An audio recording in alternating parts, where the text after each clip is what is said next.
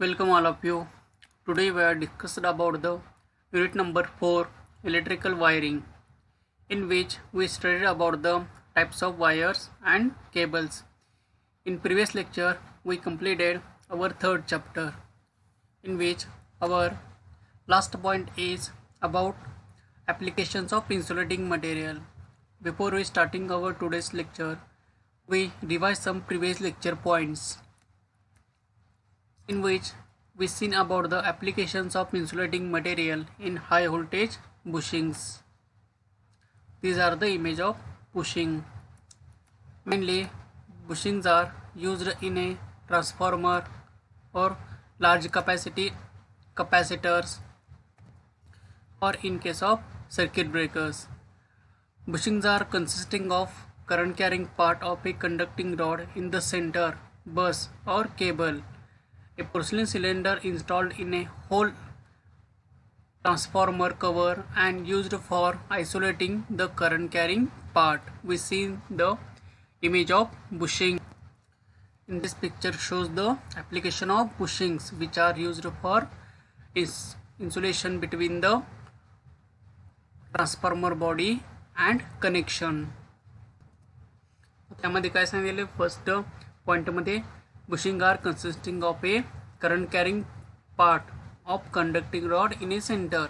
त्यामध्ये काय conducting rod सेंटरला दाखवलेला आहे आपल्याला. ओके, याच्या आतमध्ये हा काय कंडक्टिंग रॉड आहे आणि वरती नटबोल्ट सिस्टम आहे आणि वरती पोर्सलिनचं इन्सुलेटर आहे. अशा टाईपचा हा बुशिंग आहे. आणखी सेंटेन्स काय होता, बस और केबल एक म्हणजेच काय तिथे कनेक्टिंग रॉड असेल याच्यामध्ये, किंवा एक बसबार असेल किंवा केबल असेल. According to the current capacity it will be designed. A porcelain cylinder installed in a hole in a transformer cover. आता हे काय दाखवलेलं आपल्याला, पोर्सलिन सिलेंडर दाखवले. हे वरच्या साईडला पोर्सलिन सिलेंडर आहे. ओके, ट्रान्सफॉर्मरवरती हा बसवलेला आहे पोर्सलिन सिलेंडर आणि त्याच्या आतमध्ये हा कंडक्टिंग रॉड आहे. And used for isolating the current carrying part. म्हणजे हा जो मेटल बॉडी आहे, मेटल बॉडी आणि कंडक्टर ह्यामध्ये इन्सुलेशनचं काम करणार आहे. इथे बुशिंग दिलेलं आहे आपल्याला. ते बुशिंग मेनली आपण इन्सुलेशनसाठी यूज करतो. मेनली पोर्सलिनपासून किंवा रेझिनियस मटेरियलपासून बुशिंग तयार करतात. ओके, बुशिंग म्हणजेच काय असतं, एक इन्सुलेटिंग मटेरियल म्हणजे पोर्सलिनपासून तयार केलेलं एक सिलेंडर असतो की त्यामध्ये आपण कनेक्टिंग रॉड किंवा बसबार असेल किंवा वायर असेल, जाड केबल असेल, त्यामध्ये इन्सर्ट करतो. बुशिंग मेनली काय काम करतं, insulation between the transformer body और capacitor body and connecting wires और कनेक्टिंग केबल्स याच्यामध्ये ॲज ए इन्सुलेशन म्हणून काम करतं की जेणेकरून मेटल बॉडीला हे कनेक्टिंग वायर्स टच होऊ नये यासाठी आयसोलेशन म्हणून काम करतं असं bushing. Earliest bushing design use porcelain for both indoor and outdoor application. म्हणजे अगोदरच्या काळामध्ये इंडोर आणि आउटडोर ॲप्लिकेशनसाठी आपण पोर्सलिन बुशिंग यूज करत होतो. Porcelain was originally used due to its properties of being impervious to moisture, once sealed by fire glaze, and low manufacturing cost. Resin material has been used for all types of bushings up to the highest voltages. The flexibility of using a castable form of insulation has replaced paper insulation in many product areas and dominates the existing insulating bushing in market. आता previous old सिस्टीममध्ये आपण porcelain indoor आणि outdoor ॲप्लिकेशनसाठी use करत होतो, पण आता नवीन सिस्टीममध्ये mainly high voltage सिस्टीममध्ये आपण रेझिनियस मटेरियल यूज करतो. रेझिनियस मटेरियलमध्ये कसं फ्लेक्झिबिलिटी प्रॉपर्टी चांगली असते, प्लस ते कोणत्याही फॉर्ममध्ये किंवा कोणत्याही शेपमध्ये आपल्याला तयार करता येतं. त्यामुळे पोर्सलिन इन्सुलेटर आता रेझिनियस मटेरियलमध्ये चेंज होत आहे. पण बघूया रेझिनियस मटेरियल कसं असतं ते. आता हे बघा रेझिनियस मटेरियल दाखवलं आहे आपण. Okay,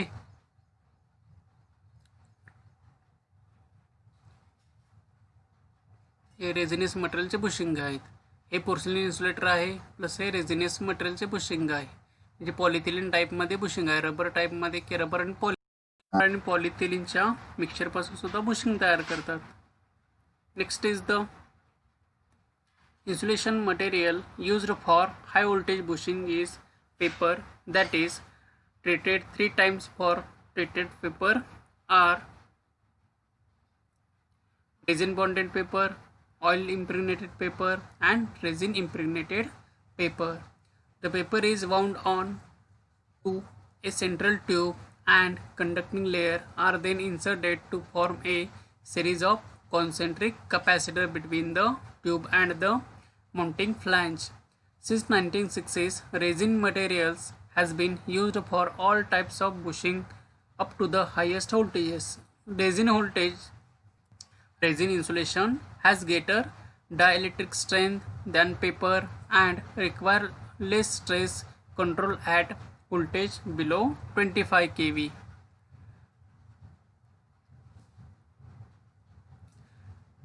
Next is the failure of bushings is due to partial discharge caused by the difficulties of eliminating microvoids in the resin around the screen during the casting process. Mainly failure कशामुळे होतं बुशिंगचं, ज्यावेळेला bushing तयार होत असतं तर त्यामध्ये मायक्रोवॉइड्स air pockets तयार होतात. त्या एअर पॉकेट्समुळे काय होऊ शकतं, त्यामध्ये कपॅसिटन्स क्रिएट होऊन पार्शियल डिस्चार्ज होऊ शकतो. आपण एक इमेज बघितली, त्यामध्ये बुशिंगच्या साईडला काय असतं, एक स्पार्क आपल्याला दिसतो.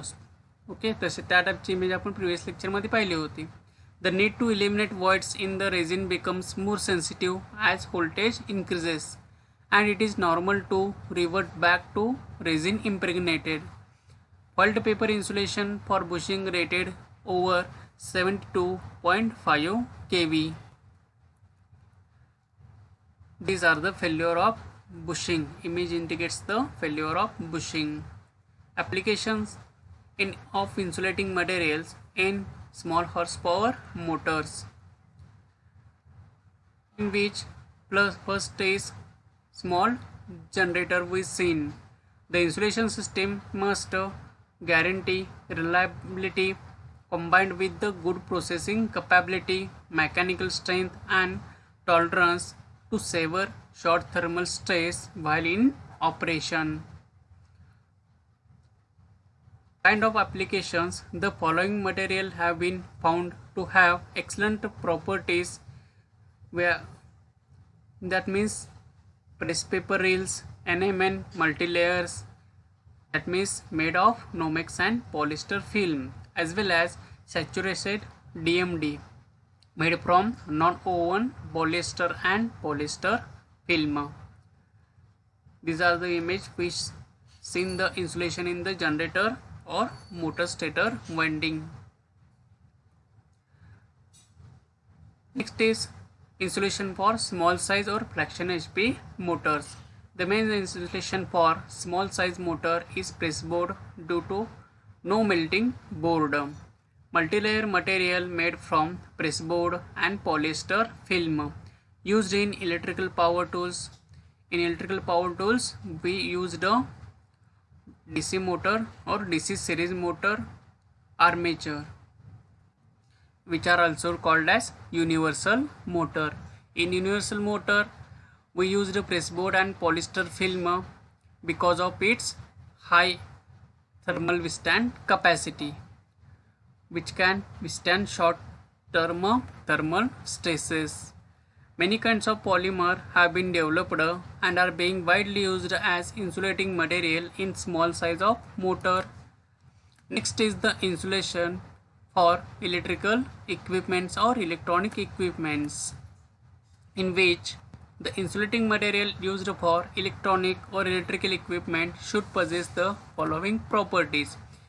That means it has high electrical strength, mechanical strength, high arc resistance, high thermal stability, high moisture resistance. It is lightweight.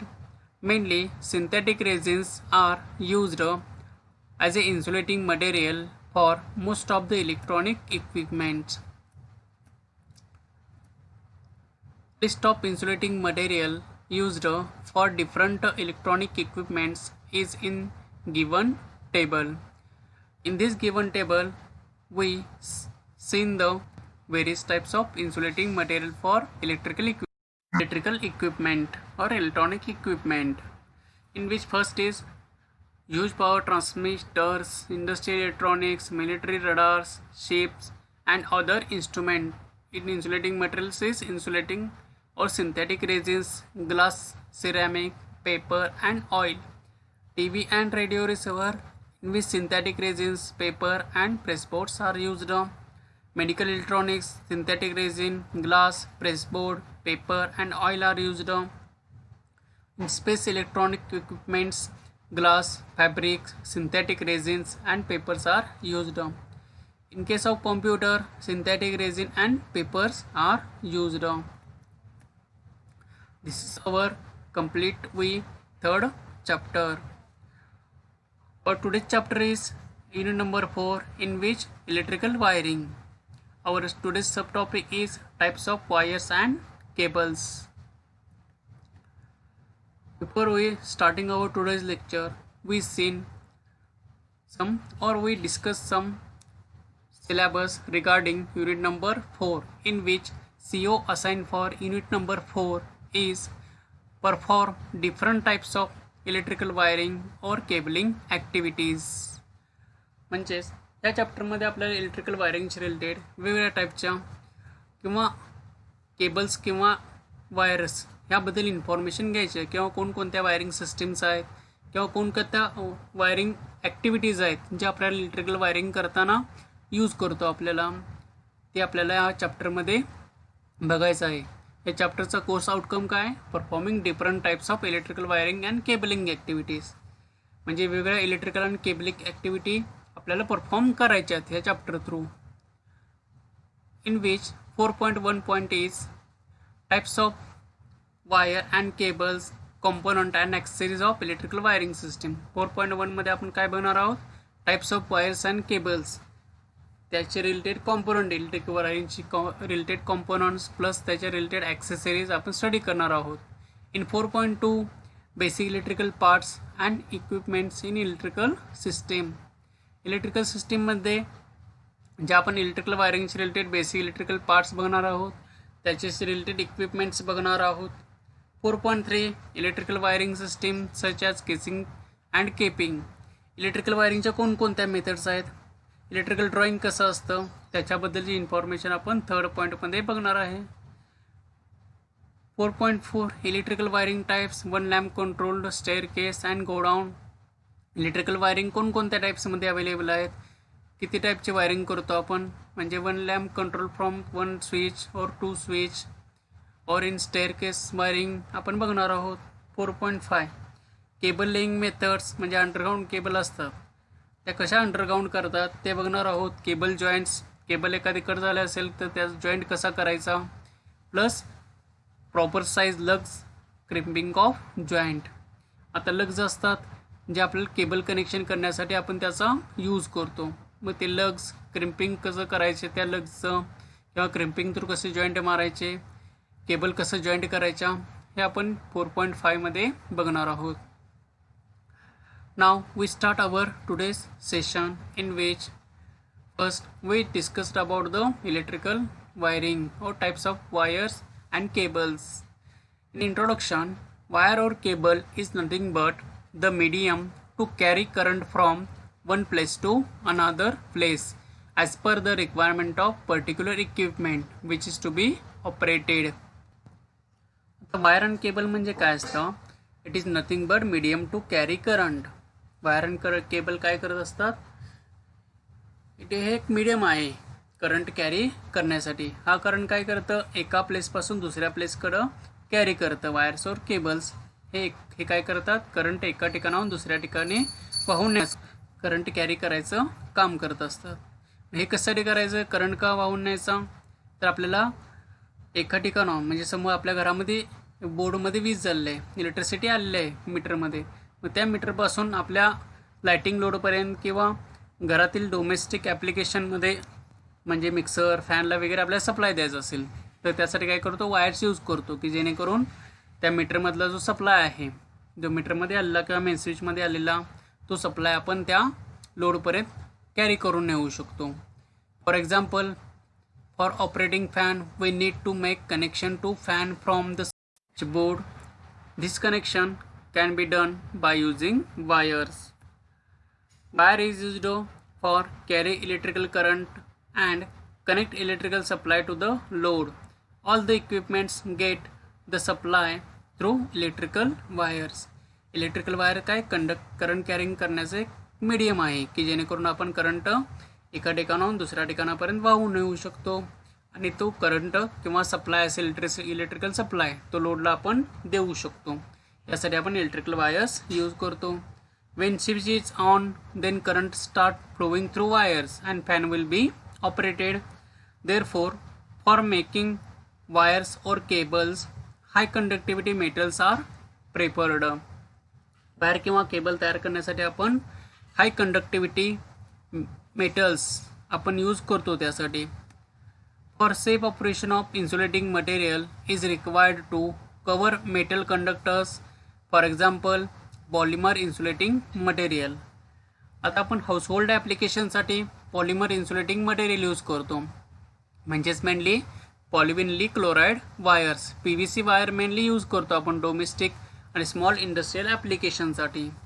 आपण सेफ ऑपरेशनसाठी काय करतो, इन्सुलेटिंग मटेरियल म्हणून त्या वायर किंवा केबलवरती polymer insulating materials mainly use करतो. म्हणजे मी आता एक्झाम्पल सांगितलं. PVC मटेरियल आपण ॲज अ इन्सुलेशन म्हणून इलेक्ट्रिकल हाऊस वायरिंगसाठी किंवा डोमेस्टिक वायरिंगसाठी यूज करत असतो. Wire or cable size depends on the power requirement.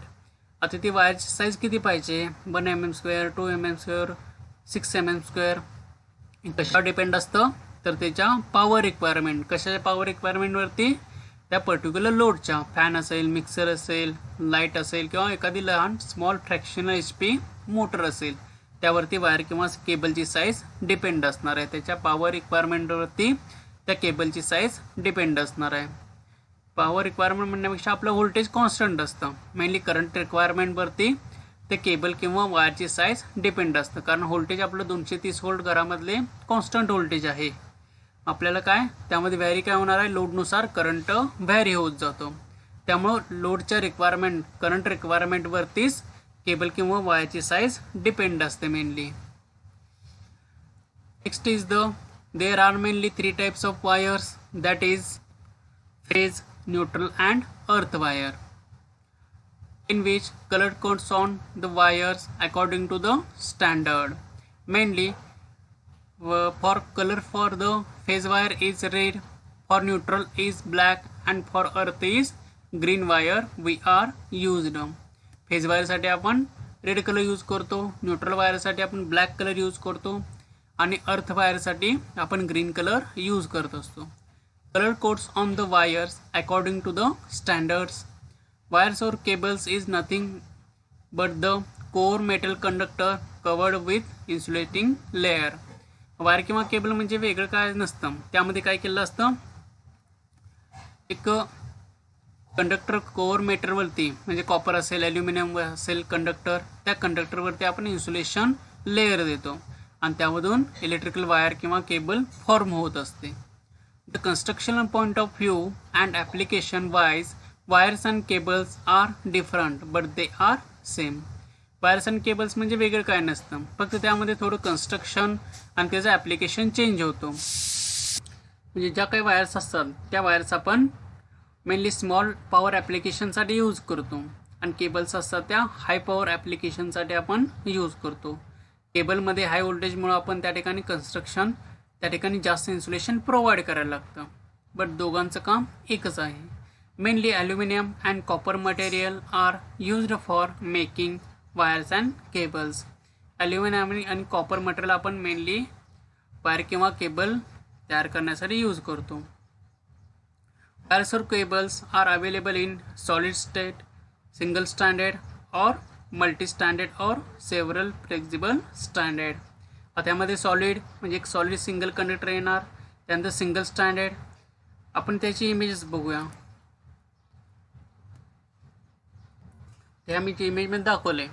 या एक कॉपर कंडक्टर आहे, एक सॉलिड कंडक्टर आहे. आता एकच कंडक्टर आहे आणि त्यावरती इन्सुलेशन दिलेलं आहे. याला काय म्हणतो आपण, सॉलिड कंडक्टर. आता ह्यामध्ये काय, हा मल्टी स्टँडर्ड केबल आहे.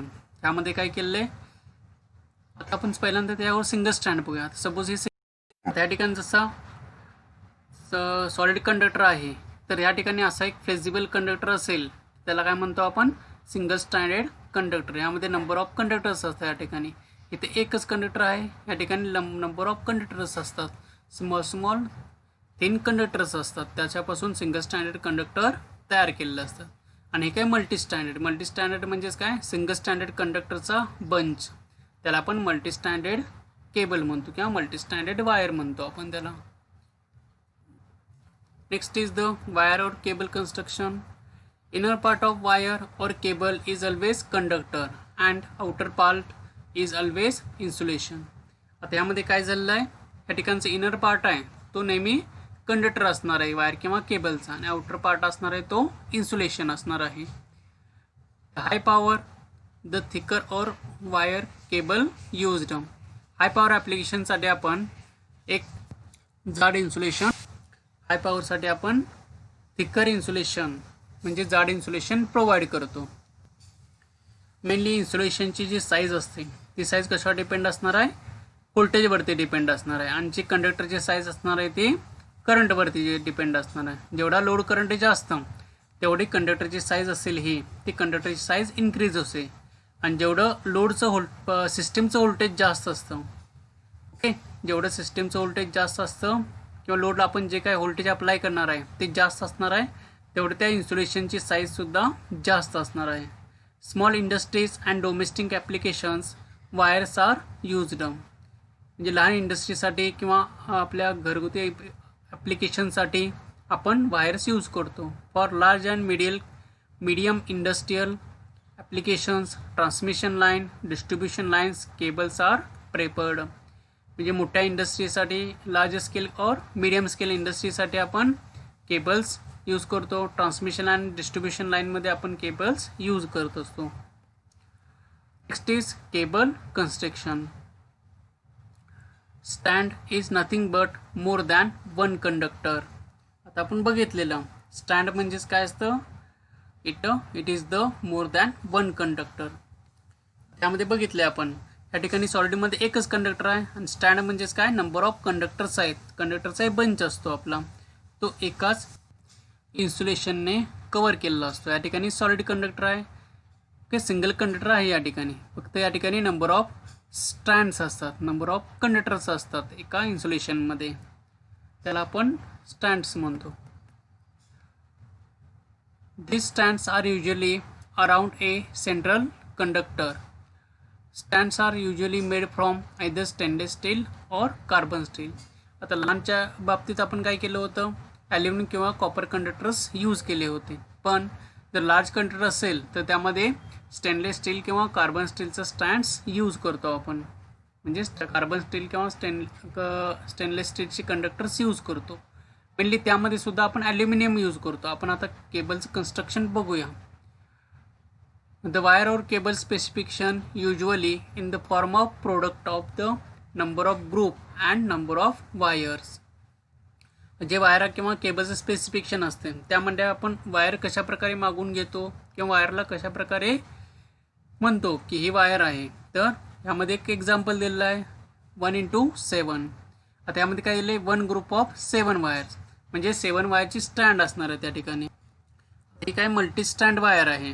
यामध्ये 7 कंडक्टर असतील आणि एकच कंडक्टर असेल इथं, ओके. 7 कंडक्टरचा बंच एका इन्सुलेशनमध्ये असेल तर त्याला काय म्हणणार आहे आपण, 1:7चा कंडक्टर आहे, 1/7चा कंडक्टर आहे. म्हणजेच एक कंडक्टर त्यामध्ये 7 स्टँड्स असणार आहे त्या ठिकाणी. ठिकाणी काय मेन्शन केले, नंबर ऑफ ग्रुप्स, एकच ग्रुप आहे, त्यामध्ये 7 वायर्स आहेत किंवा 7 कंडक्टर्स आहेत. त्यालाच काय म्हटलं आहे आपण, 1:7 असं स्पेसिफिकेशन मेन्शन केलेलं आहे आपण इथं. त्या ठिकाणी वेगवेगळे तसे वायरचे किंवा केबलचे स्पेसिफिकेशन दिले आहेत. ओव्हरहेड ट्रान्समिशन लाईनच्या कंडक्टरचे स्पेसिफिकेशन दिले आहेत. यामध्ये सेंटर पॉईंटला असतो तो स्टेनलेस स्टील किंवा कार्बन स्टील किंवा गॅल्वनाइज्ड आयर्नचा कंडक्टर असतो की ज्यामुळे त्या कंडक्टरची मेकॅनिकल स्ट्रेंथ इन्क्रीज होते. आणि साईडला असतात ते ॲल्युमिनियमचे कंडक्टर्स मेनली यूज केले जातात for overhead transmission line. Overhead किंवा डिस्ट्रीब्युशन लाईनमध्ये जे ओव्हरहेड लाईन असतात त्या ओव्हरहेड लाईनमध्ये सेंटरला कार्बन स्टील, कार्बन और स्टेनलेस स्टील कधी कधी गॅल्वनाइज्ड आयर्नचा कंडक्टर मेनली यूज करतो, पण आता रेग्युलर साईजमध्ये आपण काय करायला लागलोय, गॅल्वनाइज्ड आयर्नचा कंडक्टर यूज करतोय सेंटरला, की ज्याच्यामुळे ओव्हरहेड लाईनमध्ये जास्त स्ट्रेस असतो, त्याच्यावरती जास्त ताण असतो त्याच्यावरती. मग त्यासाठी काय केलेलं असतं, जीआयचा कंडक्टर सेंटरला ठेवलेला असतो, की जेणेकरून टेन्साईल स्ट्रेंथ असेल त्याला तो विस्टँड करायला पाहिजे, त्या ताणाला तो विस्टँड करायला पाहिजे. मग त्याच्या अराउंड काय केलेलं असतं, ॲल्युमिनियमचे कंडक्टर इन्सर्ट केलेलं असतात. त्याला आपण काय म्हणतो, या कंडक्टरला ॲल्युमिनियम कोअर स्टील रेनफोर्स्ड. स्टीलचा कंडक्टर आत असतो आणि साईडला हे ॲल्युमिनियमचे कंडक्टर्स असतात. ते आपण मेनली ओव्हरहेड लाईनसाठी अशा टाईपचे कंडक्टर्स यूज करतो. आता ह्यामध्ये काय 16x7 6चा ग्रुप आहे, 1 2 3 4 5 6 × 7 कंडक्टर, म्हणजे एका ग्रुपमध्ये किती असणार आहे, 7 कंडक्टर. 1 2 3 4 5 6 7 असा 7 कंडक्टरचा ग्रुप आहे. सेम यामध्ये 7/7 इथे मध्ये एक इन्सर्ट केलेला आहे, तिथं 6x19 यामध्ये ते 19 कंडक्टर्स आहेत आणि हा 6 याचा ग्रुप आहे. सेम ॲज 7x19 7 कंडक्टरचे ग्रुप्स आहेत आणि एका ग्रुपमध्ये किती 19 कंडक्टर्स आहेत. असे ओव्हरहेड ट्रान्समिशन लाईनचे कंडक्टरचं कन्स्ट्रक्शन असतं. यामध्ये काही इन्सुलेशन देण्याची गरज लागत नाही. त्या ठिकाणी आपण ओव्हरहेड लाईनमध्ये एअर ॲज ए इन्सुलेशन म्हणून ॲक्ट होत असतं. त्यामुळे ओव्हरहेड लाईन कंडक्टरला आपण इन्सुलेशन प्रोव्हाइड करत नाही कोणत्याही टाईपचं. हे सगळे ओव्हरहेड लाईनचे कंडक्टरचे टाईप्स आहेत. हे मेनली जास्त करून ACSR कंडक्टर आपण मेनली यूज करतो. जे सांगितलं सेंटर पॉईंटला फक्त असणार स्टेनलेस स्टील किंवा कार्बन स्टीलवर गॅल्वनाइज्ड आयर्नचा कंडक्टर, तो कशासाठी, मेकॅनिकल स्ट्रेंथ इन्क्रीज करण्यासाठी, आणि साईडला हे ॲल्युमिनियमचे कंडक्टर्स असणार आहेत. Next is cable construction. Cable construction कसं असतं ते बघूया आपण.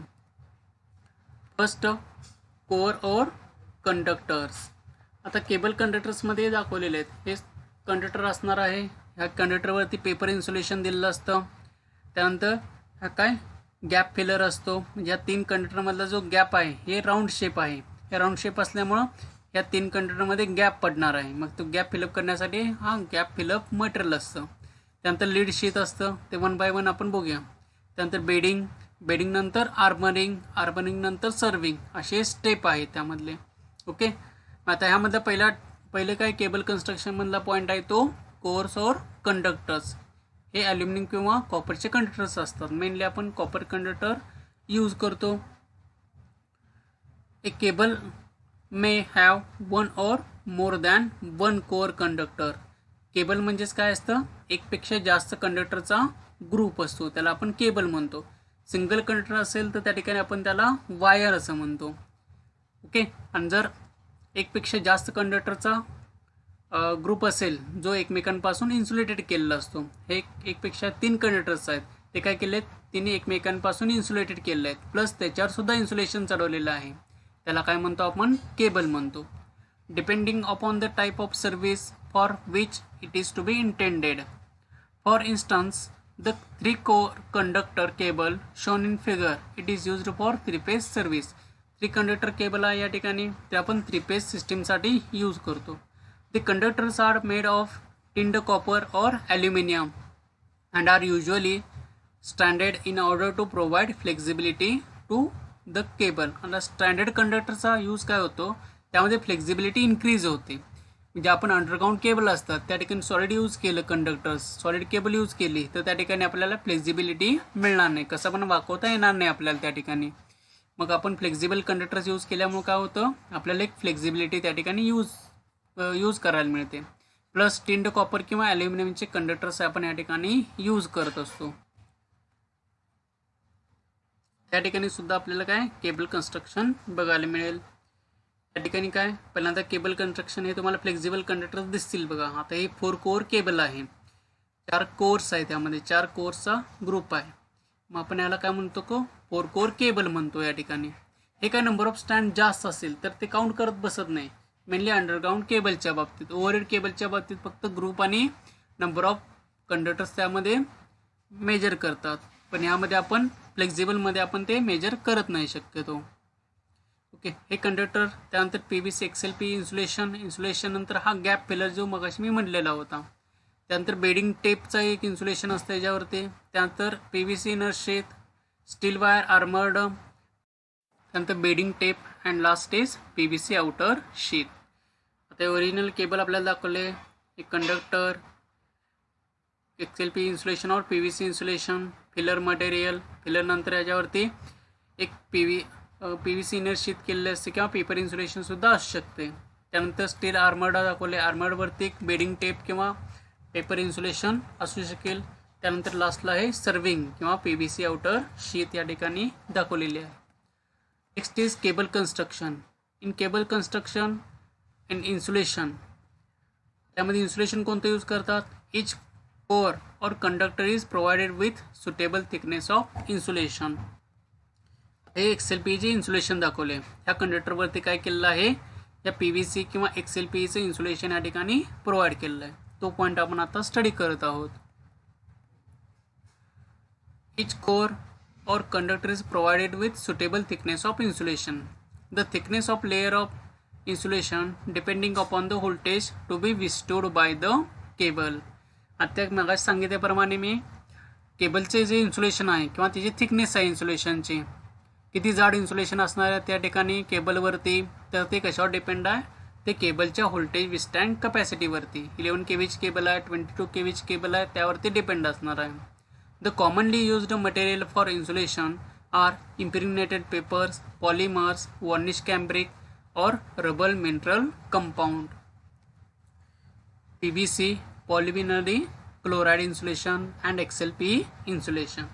या टाईपचे इन्सुलेशन मेनली आपण केबलमध्ये यूज करतो. Next is metallic sheet.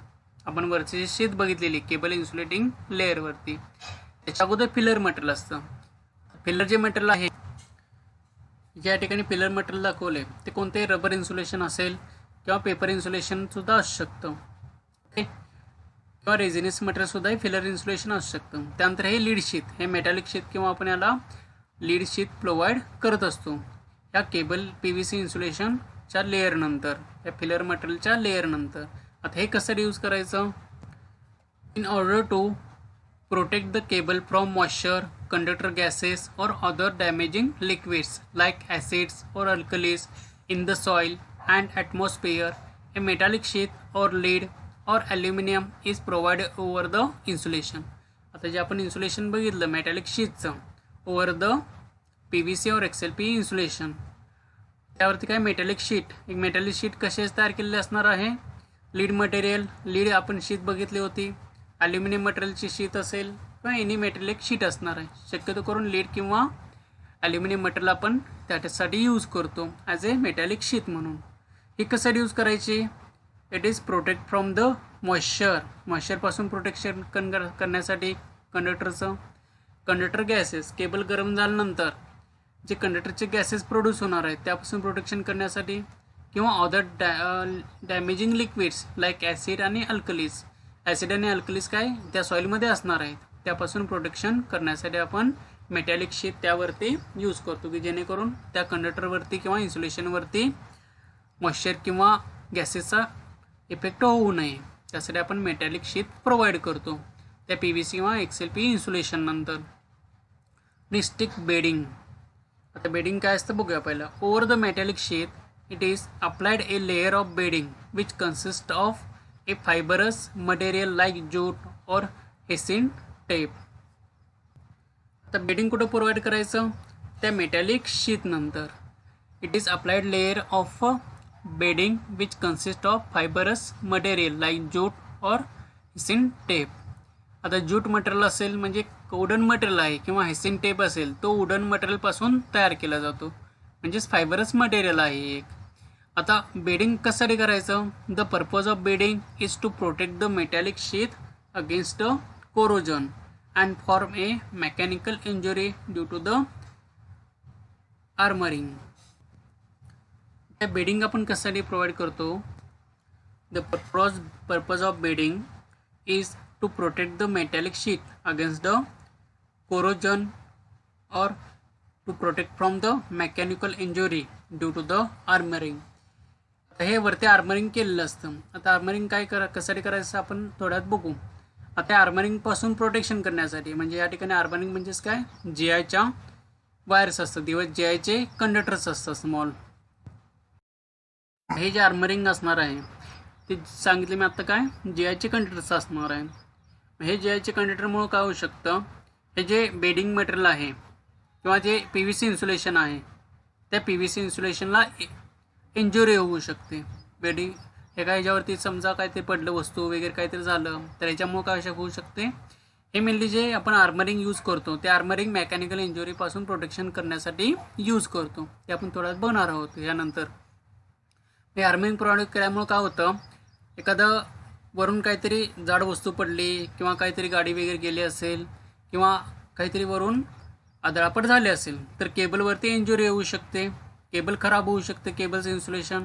मग ह्यामुळं काय होतं, जी आयचं आपण आर्मरिंग केल्यामुळं हे मेकॅनिकल इंजुरीपासून प्रोटेक्शन मिळते. पण हे कसं असतं, जी आयचं असतं ह्याला गंज लागण्याची शक्यता असते किंवा मेकॅनिकल इंजुरी झाली तर आतल्या कंडक्टरला जे इन्सुलेशन आहे PVC किंवा XLP हे इन्सुलेशन खराब होण्याची शक्यता असते.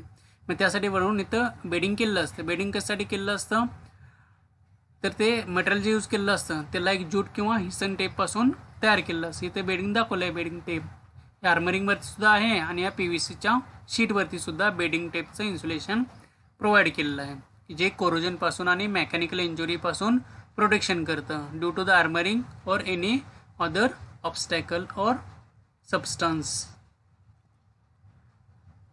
The purpose of beading is to protect the metallic sheath against the corrosion and from mechanical injury due to the armoring. Next is armoring. Armoring is to protect the cable from mechanical damage. It is made from non-magnetic material. त्यामध्ये काय, हे mechanical injury म्हणजे मी आत्ता सांगितलं की वरून एखादी वस्तू पडली, जाड लोखंडाची वस्तू पडली असेल किंवा इंडस्ट्रीमध्ये काय असतं, मोठमोठ्या मशीन वगैरे नेत असतात, आदळापट होत असते, मोठमोठ्या मशीन पडू शकतात वगैरे. मग अशामुळं काय असतं, आर्मरिंग केलेलं असतं की जेणेकरून काहीतरी मेकॅनिकल डॅमेजिंग होण्याची शक्यता असेल त्यावेळेला आर्मरिंगमुळं आतल्या केबलचं इन्सुलेशनचं प्रोटेक्शन होत असतं. कधीकधी आर्थिंग जे आहे ते आर्थिंग या आर्मरिंग थ्रू सुद्धा दिलं जातं. मेनली आर्थिंग असेल ते केबलचं आर्मरिंग थ्रूच दिलं जातं आर्थिंग. मग हे आर्मरिंग काय करतं, आतल्या इनर पार्ट्सना प्रोटेक्शन प्रोव्हाइड करतं मेकॅनिकल इंजुरीपासून. हे नॉन मॅग्नेटिक मटेरियल म्हणजे जी आय कलनाइज्ड आयर्न मटेरियलपासून तयार केलं जातं mainly. Next is material for armouring PVC XLP is galvanised iron flat और राऊंड. आता जे आर्मरिंग असतं ते काय करतो आपण, जे इन्सुलेशनच्या वरती प्रोव्हाइड करतो. जे स्मॉल केबल असतात त्यावरती PVC आणि XLPचं इन्सुलेशन असतं. मग त्याच्यावरती आपण गॅल्वनाइज्ड आयर्नचा एक कंडक्टिंग लेअर दिलेला असतो. त्या ठिकाणी PVC किंवा XLP इन्सुलेशनवरती कधी कधी गॅल्वनाइज्ड आयर्नचं फ्लॅट किंवा राऊंड कंडक्टर असतात. कंडक्टर मोठा असेल म्हणजे केबल मोठी असेल तर फ्लॅट कंडक्टर असतात, आणि जर केबल जर लहान असेल, साईज केबलची लहान असेल तर त्या ठिकाणी आपण राऊंड आर्मरिंग प्रोव्हाइड करतो. मोठ्या केबलसाठी आपण फ्लॅट आर्मरिंग प्रोव्हाइड करत असतो. For paper insulated cables shall have for armouring double layer steel tape for normal applications. आता आपण हे आर्मरिंग केलं तर आर्मरिंगवरती पेपर इन्सुलेशन किंवा अदर वुडन मटेरियल किंवा डबल लेअर स्टील टेप आपण या ठिकाणी यूज करतो की जेणेकरून त्या आर्मरिंगमुळं बाकीच्या पार्टला इजा होऊ नये. यासाठी पेपर इन्सुलेशन किंवा स्टील टेप आपण यूज करतो. टेप म्हणतोय मी. Okay. Steel wire armouring prepared for where cables are liable to tensile strength. Steel wire armouring कुठे केलं जातं, आपण जे आयचं बघितलं आर्मरिंग. स्टील वायर आर्मरिंग कुठे केलं जातं, ज्या ठिकाणी केबलवरती जास्त ताण, ओढा ताण जास्त होणार आहे केबलची, ज्यावेळी आपण अंडरग्राऊंड केबलचं लेईंग करतो त्यावेळेला. Next is over the bedding armourings is provided which consist of 1 or 2 layer of galvanised steel wire or steel tape. त्या ठिकाणी आपल्याला काय एक सिंगल लेअर दिसतो या स्टील आर्मरिंगचा. काही ठिकाणी डबल लेअर सुद्धा दिला जातो, ज्या ठिकाणी जास्त जाड केबल्स असतील किंवा लार्ज रेटिंगच्या केबल्स असतील किंवा जास्त मेकॅनिकल इंजुरी होण्याची शक्यता असते. अशा ठिकाणी आपण या जे आय वायरचा किंवा स्टेनलेस स्टील वायरचा डबल लेअर देत असतो या ठिकाणी आर्मरिंगसाठी. Its purpose to protect the cable from mechanical injuries while laying or handling it. Armouring may not be done in the case of small cable. Small केबलसाठी आपण आर्मरिंग प्रोव्हाइड करत नाही. आता लास्ट पॉईंट ह्या केबल कन्स्ट्रक्शनमधलं Serving. Serving is in order to protect armoring from atmospheric condition. A layer of fibrous material like jute similar to bedding. It is provided over the armoring. This is known as serving. आता serving कशासाठी करायचं असतं तर ते armouring जे आपण केलेलं आहे ते जियायचं असतं, त्याला कोरोजन लागण्याची शक्यता असते. ओके, मग ते किंवा ॲटमॉस्फेरिक कंडिशनमुळं ते खराब होण्याची शक्यता असते. मग त्यापासून प्रोटेक्शन करण्यासाठी आपण काय केलं, सर्विंग प्रोव्हाइड करत असतो. Protect the armouring from atmospheric condition. Layer of fibrous material like jute material, hessian tape वगैरे आपण आर्मरिंग सर्विंगसाठी यूज करतो. Similar to the bedding. It is provided over the armouring. This is known as the serving. त्या ठिकाणी आपण serving provide केलेलं आहे. हा आर्मरिंग आहे. आर्मरिंगवरती बेडिंग टेप तिथे प्रोव्हाइड केलेला आहे आणि त्याच्यावरती PVCचा आउटर शीट आहे. तसं या ठिकाणी काय केलं, हिसन टेप, ज्यूट किंवा PVC आउटर शीट ज्यावरती बेडिंग आपण आर्मरिंगवरती प्रोव्हाइड करतो की जेणेकरून हे जे आर्मरिंग केलेलं आहे त्याचं ॲटमॉस्फेरिक कंडिशन आणि कोरोजनपासून प्रोटेक्शन व्हावं. यासाठी आपण बेडिंग टेप असतो त्यालाच आपण सर्विंग म्हणतो, किंवा वरती एक PVC आउटर शीटचा लेअर दिलेला असतो त्याला आपण काय म्हणतो, सर्विंग म्हणत असतो. It may not be out of place to mention here that bedding, armoring and serving are only applied to the cables for the protection of conductor insulation and to protect the metallic sheet from mechanical injury. आता जे काय आपण armouring करणार आहे, serving करणार आहे किंवा bedding करणार आहे त्याचं मेनली ॲप्लिकेशन काय, हे केबलसाठी फक्त आपण अप्लाय करतो. मोठ्या large rating, high power rating केबलसाठी for the protection of conductor insulation. तर मेनली कंडक्टर इन्सुलेशन काय, आपलं PVC किंवा XLP इन्सुलेशन आहे. त्याचं आपण प्रोटेक्शन करण्यासाठी आपण हे सर्विंग, बेडिंग, आर्मरिंग करत असतो. And to protect the metal sheath from mechanical injury. आता जे मेटॅलिक शीथ आहे त्या ठिकाणी जे मेटॅलिक शीथ या ठिकाणी दाखवलेले आहे की जे आपण कशासाठी यूज करतो, आपण जे केबलची PVC इन्सुलेशन असेल ते आपण ॲटमॉस्फेरिक कंडिशन म्हणजे कोरोजन असेल किंवा ॲसिड असतील, केबलमधले गॅसेस असतील, त्या गॅसेसपासून प्रोटेक्शन करण्यासाठी आपण हे बेडिंग यूज करत असतो. मग ते हे जे सगळं इन्सुलेशन आहे ते सगळं बेडिंग असेल, आर्मरिंग असेल, सर्विंग असेल ते आपण हे जे XLP insulation, cable conductor insulation असेल त्याच्या प्रोटेक्शनसाठी आपण हे बेडिंग, सर्विंग आणि आर्मरिंग यूज करत असतो. Now our today's session is over. Thank you.